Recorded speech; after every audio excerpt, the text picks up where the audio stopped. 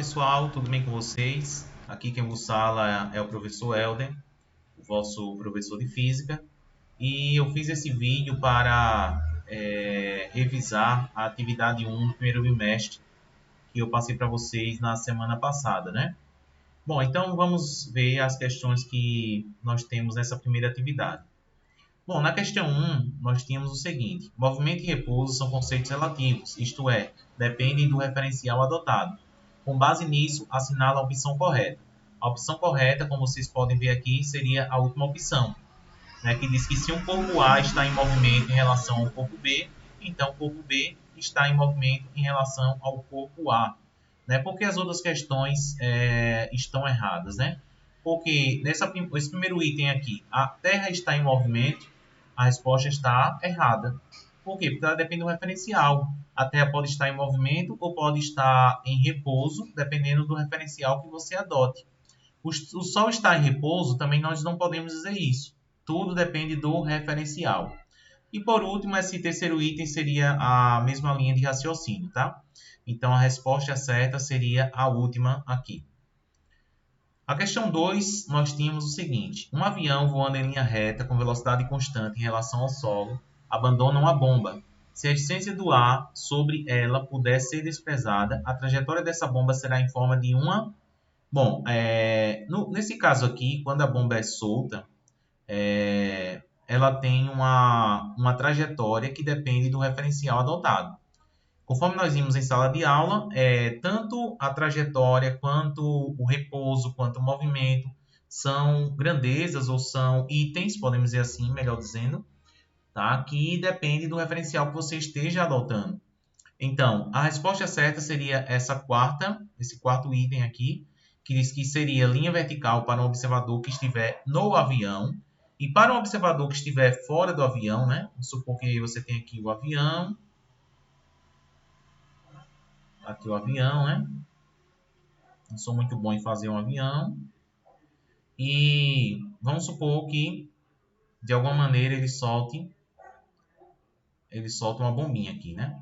Como o avião está em movimento, vamos supor um movimento para a direita, então no momento que ele solta a bomba, aqui a bomba vai cair em linha reta para o observador que esteja no avião, mas para a pessoa que estiver fora do avião, ela vai cair assim, ó, dessa maneira aqui, né?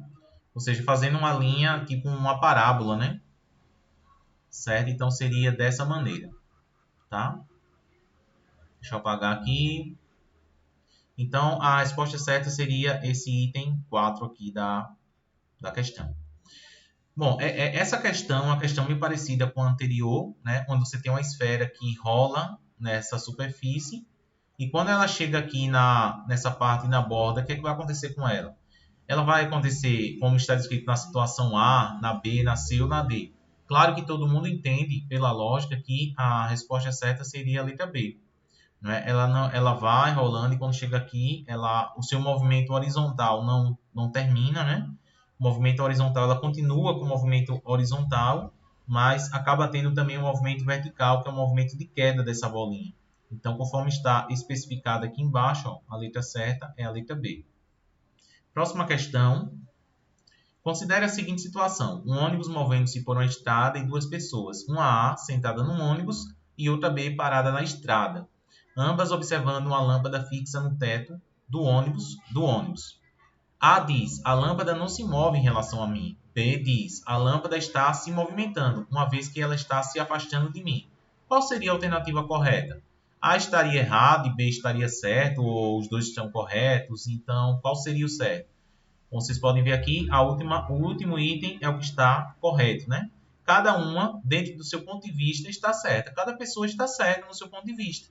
Uma pessoa A, ela está dentro do ônibus, né? E a pessoa B está fora do ônibus, é um observador que está fora do ônibus. Então, o ônibus se movimenta em relação ao observador B. E todas as coisas que estão dentro do ônibus também se movimentam em relação ao observador, em relação ao observador B. Isso. Né? Então, os dois estão corretos. Cada um no seu ponto de vista, né? O último, nós temos a última questão teórica, seria um caminhão em viagem pela rodovia dos Bandeirantes que liga São Paulo, que está no quilômetro 0, a Campina, que está no quilômetro 90, informa por rádio que no momento encontra-se em Jundiaí, que está no quilômetro 60. Isso significa que, certamente, o caminhoneiro está se aproximando de Campinas. Errado. Errado, né? Por que errado? Porque na questão não diz isso. Ele só diz que o caminhoneiro está em viagem pela rodovia dos Bandeirantes, que liga essas duas cidades, São Paulo e Campinas. Mas se ele está indo para Campinas ou se ele está indo para São Paulo, não diz. Então, está errado. O segundo, percorreu 60 km até aquele momento. Também está errado. Dizer que o móvel está no quilômetro 60 não significa necessariamente que ele rodou 60 km, mas que a posição dele em relação ao ponto zero é 60 km. Está indo para São Paulo também está errado, conforme já falei aqui no primeiro item, e parou em Jundiaí. Não necessariamente. Se ele diz que está no quilômetro 60, não necessariamente ele está parado lá. Ele pode estar passando por aquela posição naquele momento, né? Então, também está errado. E a resposta certa é essa aqui. Está ao longo da rodovia a 60 km de São Paulo. Já que São Paulo está no quilômetro 0 e que Jundiaí está no quilômetro 60. Então, está a 60 km de São Paulo, que está no quilômetro 0. É a única coisa que nós podemos afirmar dessas 5 alternativas que estão aí, certo? Bom, a questão 6 agora é uma questão de cálculo, né? Um caminhão parte do quilômetro 30 de uma rodovia, leva uma carga. Um caminhão parte do quilômetro 30 de uma rodovia, leva uma carga até o quilômetro 145 dessa mesma estrada e volta em seguida para o quilômetro 65. Aí determine na letra A a variação de espaço do caminhão entre o início e o final do percurso. Bom, na letra A, para você calcular a variação de espaço, você só precisa saber do espaço final e do espaço inicial, que nós chamamos de S0. O espaço final é 65 km. E o espaço inicial é da onde ele saiu, que é 30 km. 65 menos 30 dá 35 km. E na letra B, ele pede a distância percorrida pelo caminhão nesse percurso. Bom, como ele tem um percurso de ida e um percurso de volta, nós aprendemos que para calcular a distância percorrida, a gente faz ΔS da ida, módulo, né? Mais o ΔS da volta. Aqui também em módulo, né? E agora eu calculo o deslocamento escalar na ida. Ele foi do quilômetro 30 para o quilômetro 145. Então, fica 145 menos 30. O valor em módulo. Mas, a volta. Na volta, ele sai do quilômetro 145 e vai para o quilômetro 65. Então, ficaria 65 menos 145. Fazendo a conta, nós temos 145 menos 30 dá 115. 115. Como é positivo, eu posso tirar do módulo sem que nada aconteça, né? E aqui, 65 menos 145 dá menos 80. Então, fica mais menos 80 em módulo. Esse módulo, as barrinhas, serve para que o número fique positivo, né? Então, vai ficar 80 mais 195. Então, a distância percorrida dá 195 km. Então, 35 e 195, nota que a resposta está correta, né?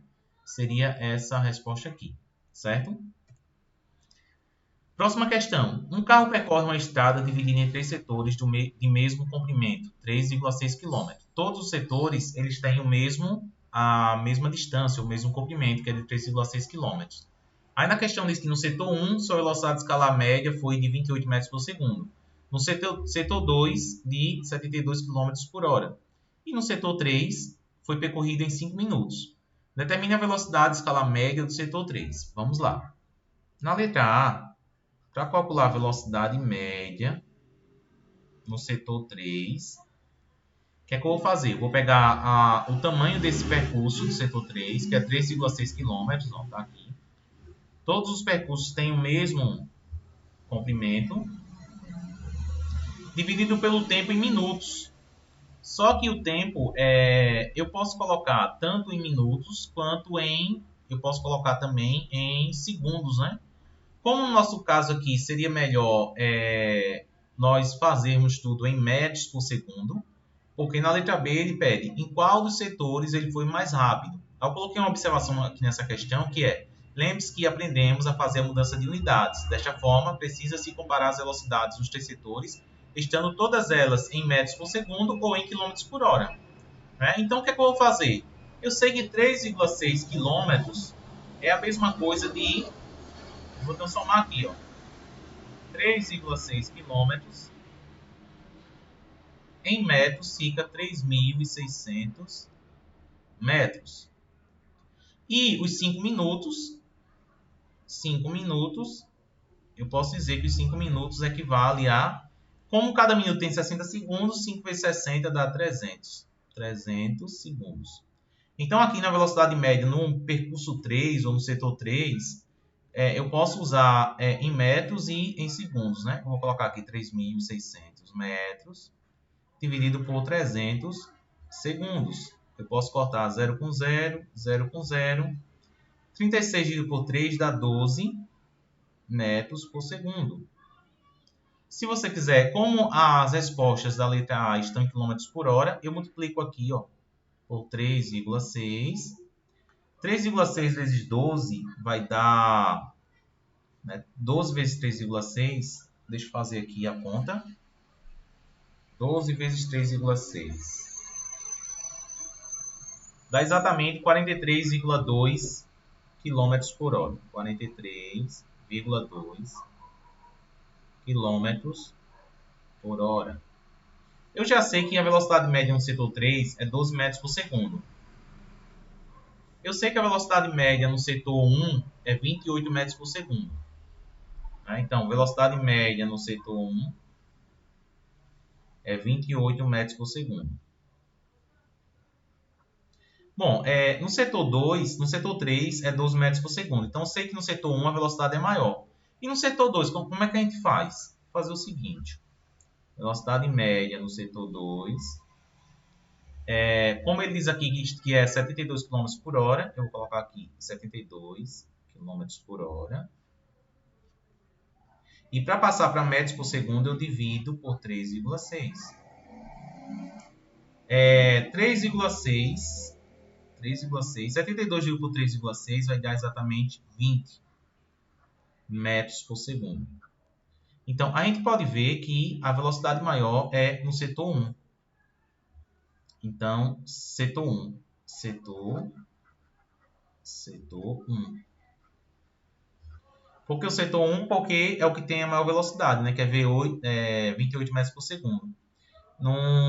O segundo maior seria o setor 2, que é 20, e o último, o setor 3, que é 12 metros por segundo. Bom, essa questão você tem o seguinte. Um corredor percorre 1.620 metros em linha reta em um intervalo de tempo de 3 minutos. Calcula a velocidade de escala média em metros por segundo e em quilômetros por hora. Essa aqui é muito fácil também, né? Porque você já tem aqui o intervalo de tempo, ΔT, que foi dado em 3 minutos. 3 minutos. Que para passar para segundos, eu multiplico por 60. 3 vezes 60 dá 180 segundos. Então, o que é que eu faço aqui? Eu sei que a velocidade média é igual a ΔS sobre ΔT. Só que ΔS é 1.620 dividido por 180. Aqui eu posso usar uma calculadora para fazer a conta. 1.620 dividido por 180 dá exatamente 9 metros por segundo. Só que eu posso também obter esse valor em quilômetros por hora, multiplicando por 3,6. Aí eu faço 9 vezes 6 fica 54, sobe 5, 9 vezes 3, 27, com 5 dá 32. 32. Como tem uma casa depois da vírgula, eu ando uma casa também aqui, né? Fica 32,4 quilômetros por hora.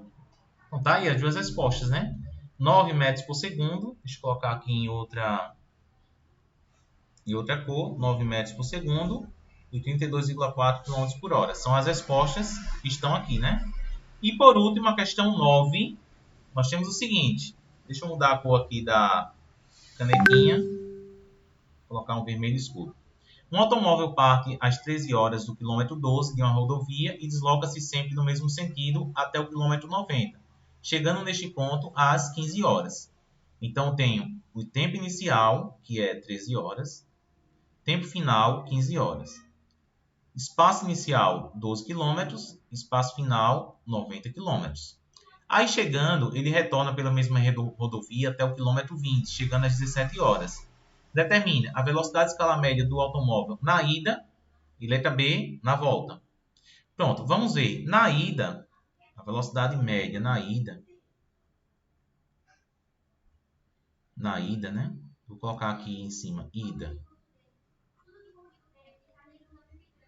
Vai ser igual a ΔS sobre ΔT. Na ida, ele sai do quilômetro 12 e vai para o quilômetro 90. Fica 90, final, menos 12. E ΔT seria o tempo final, que é o instante final, 15, menos o instante inicial, que é 13. Então, a velocidade média na ida, 90 menos 12 dá 78, dividido por 2, né? Que dá 39 km por hora. Já na volta, velocidade média na volta. Como é a velocidade média diferente, né? Eu vou chamar de VM', que seria a velocidade média na volta. Então, mesma coisa, ΔS sobre ΔT. Eu não vou repetir a fórmulazinha aqui, mas já vou colocar os valores. Que seria o espaço final é 20. O espaço inicial é da onde ele saiu aqui, né? Quilômetro 90. O instante final é 17 horas. E o instante inicial é 15 horas. Então, fica 20 menos 90 dá menos 70 sobre 2. Então, a velocidade VM', que é a velocidade na volta, né? Fica menos 35 km por hora. Pronto. Aí, como é que a gente sabe se o movimento ele é progressivo ou se ele é retrógrado? Nós aprendemos que, para saber se o movimento é progressivo, é só eu olhar o valor da velocidade. Se for maior do que zero, ela é progressivo. Então, na ida aqui, ó, a velocidade ela é maior do que zero. Então, o movimento ele é progressivo, certo? E nesse caso, no segundo caso, na volta, a velocidade é menor do que zero. Então, o movimento ele é retrógrado, progressivo e retrógrado.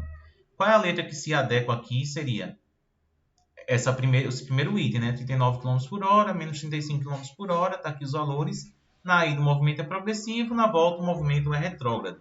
Bom, gente, então essa foi a nossa revisão da atividade 1. Espero que vocês tenham